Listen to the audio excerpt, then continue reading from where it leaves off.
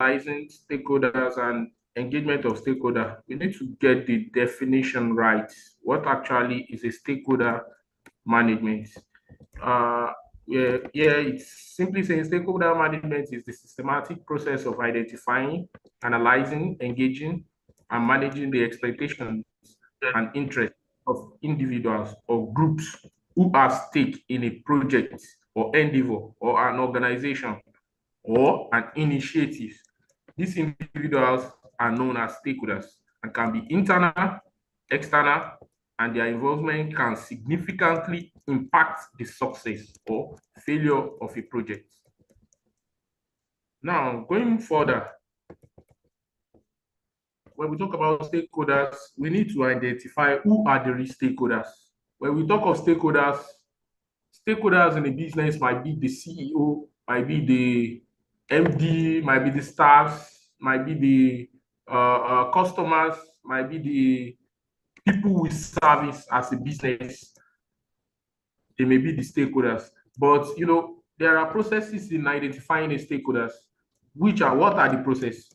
Number one, we are going to start with brainstorming.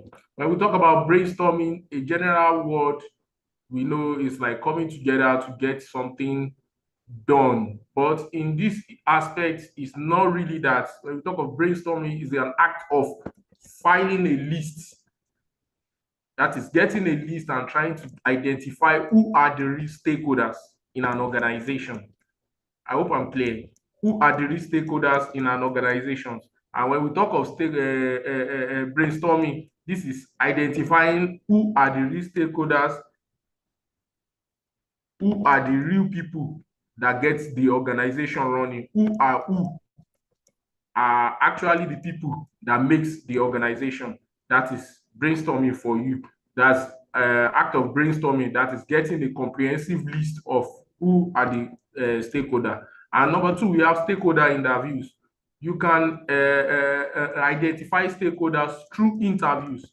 That is sitting down one-on-one, conducting one-on-one interviews to get a detailed information of who does what and who is involved in what. Also, we have a document analysis. On this document analysis, we are talking about reviewing existing documents. We document each stakeholder's roles in an organization. Through doing that, you'll be able to identify who a stakeholder is. And also, we have observation. That is, in this case, we are talking of interactions and relationship with staff in the organization to identify who and who is the stakeholders. And this one can be done by just staying with people, interacting with them, getting to know who runs what and who is involved in what. And that's another means of identification of stakeholders. Also, we have this stakeholder mapping. When you talk about stakeholder mapping, you're talking about having a general established organogram. In organizations, you have organograms of who is what in an organization. So that is even a very much easier process if you have it in place, and you can use it to identify who are the stakeholders without using the earlier mentioned ones. Now to the next, we have analyzing of stakeholders. You see, once you have been able to identify who a stakeholder is, or who are stakeholders in our organization, an important part also is to, according to their importance. So doing this, it involves key analysis techniques. And these techniques are, number one, power interest grid. That is plotting stakeholders based on their interest levels. When we talk about plotting stakeholders according to their interest level, that is identifying what their interest is in an organization. So that is the way to analyze a stakeholder. Okay, yes, Mr. A is this, and here is his power, and here is his interest in the organization. This is Mr. B, this is his powers, and here is his interest in an organization. Also, we have the salience models. That is considering legitimacy, urgency, and power to assess the stakeholders.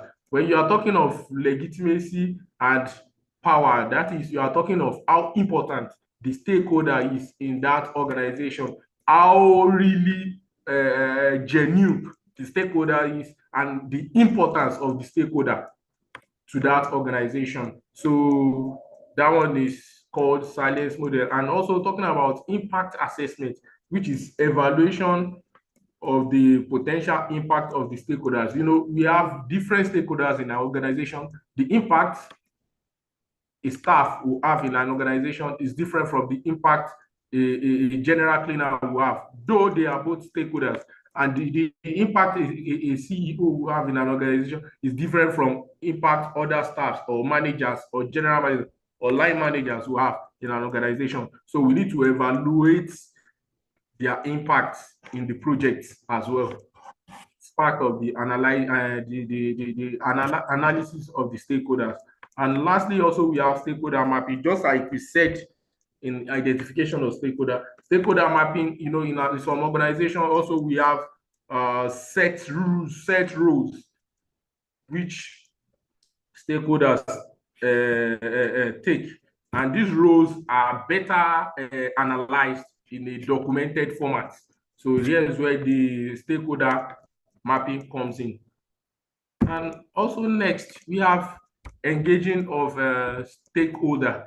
When we are talking of engaging of stakeholders, this is an ongoing process that involves building relationships and managing expectations, and as well as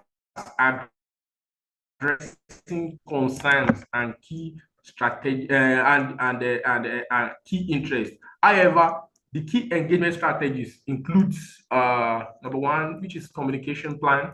When we talk about communication plan, that is in an organization, as a business analyst, you need to develop a kind of communication rules, that is communication guidelines in an organization, so that there should be a clear communication level between the analyst and the said stakeholders, so that you'll be able to engage them without issue and as well carry them along. And also we have the stakeholder meetings. When you talk about stakeholder meetings, as we all know, just like our standard, we need to have a regular meetings with the stakeholders so that we can keep them abreast of happening in the organizations, and keep them abreast of what we are actually working on and how we are intending to achieve whatever we wanted to achieve in the organization. As well, we also have the feedback mechanisms. When we talk about the feedback mechanisms, we are talking about establishing a communication channel or establishing a way the stakeholders can make an input into whatever we are doing as a business analyst, because we need to provide a kind of channel for them to be able to make inputs and suggestions, so that they won't feel left out and they can be carried along. Also, we have the conflict resolution, where we are talking about the conflict resolution as a stakeholder, as a business analyst. There must always be a kind of conflict resolution strategies, because when you are engaging the stakeholders, the stakes are high, and there might be a kind of misunderstanding, and it shouldn't degenerate out of and leading to court cases and out of process. So we need to identify strategies in which we use in resolving conflicts among stakeholders and addressing issues that seems to be very, very difficult to address. And also we have the issue of power sharing. When you talk about power sharing, you're talking about the individual roles that will be assigned to a stakeholder in this decision-making process. And in an organization, you don't just expect an individual to be an all-in-all in the decision-making process. So, and therefore, as a business analyst, you should be able to identify how you are going to maintain the power sharing process in a stakeholder engagement. And this process has to be very smooth and flawless as well.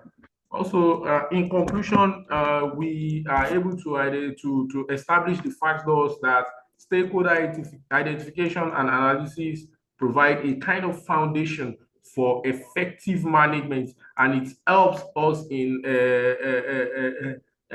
understanding who the stakeholders are, identify their importance, and as well as organize them to achieve our set goals in the organization. And it also involves building strong relationship with stakeholders, which is crucial for project success. It's very important that as a business analyst, you should build a very strong relationship with your stakeholder so that you can get the best out of them and also ensure that your project is successful. Because in a situation whereby you don't have a very good or strong relationship with your stakeholders, you are going to encounter a very big problem, and it's going to lead to a kind of problem, a kind of difficulties in your project. And by building a strong relationship, we definitely take care of that. Also, we have continuous communication and feedback, which is very essential in maintaining positive relationship. As we said earlier, we need to establish a very good communication gap between you as a business analyst and the stakeholders themselves, because they need to be free. They need to be confident with you that yes, they could talk to you and they could raise suggestions and make inputs into whatever it is you are doing, so that they won't feel left out or feel as if they are not really needed in the project. And also addressing stakeholder concerns, which is also a very important one. When the stakeholder raises important concerns, we need to know how we can address them and make them feel comfortable about whatever we are doing. No matter who it is, who the stakeholder is, we need to be able to listen to them and address whatever concerns they push forward, which is very, very important for us. And as well, avoid a kind of conflict which may arise in the case of engaging them, because by the time you are not picking up their advices, you are not picking up their suggestions, they may feel left out and they may be uncomfortable. So by addressing their concerns and taking them along or carrying them along, will address all this. And also we have the stakeholder management is also an ongoing process. Yes, we need to understand that engagement of stakeholders does not start and stops at a particular point. It's an ongoing process for you to be able to have a kind of level of success in your project. So it is an ongoing process that requires constant attention and adaptation. And you need to make the stakeholders adapt. It's not a one-time thing you just do and you leave. And no, you need to carry them along, nurture them, and make them understand that this is how this thing is going to be done for now, and this is how it is going to be done going forward. And you need to let them understand the advantages of whatever you are doing and why it's going to impact on the organization positively, and it's not going to have negative effects on them, and it's going to be at their own benefits too. So you need to keep resonating this to them and let them understand that this has to be an ongoing process so that they can be very, very, very well relaxed with whatever you are trying to introduce to them. So thank you very much. That's all for now. All right. Okay. Thank you so much, Olale. So what will happen is that we won't take questions for now. We'll just take Adejoke's presentation. Then in the last 5 minutes, she'll be finishing at 9:30. So 5 minutes, if people can ask you questions or ask some questions. All right. So Adejoke, please, can you share your screen?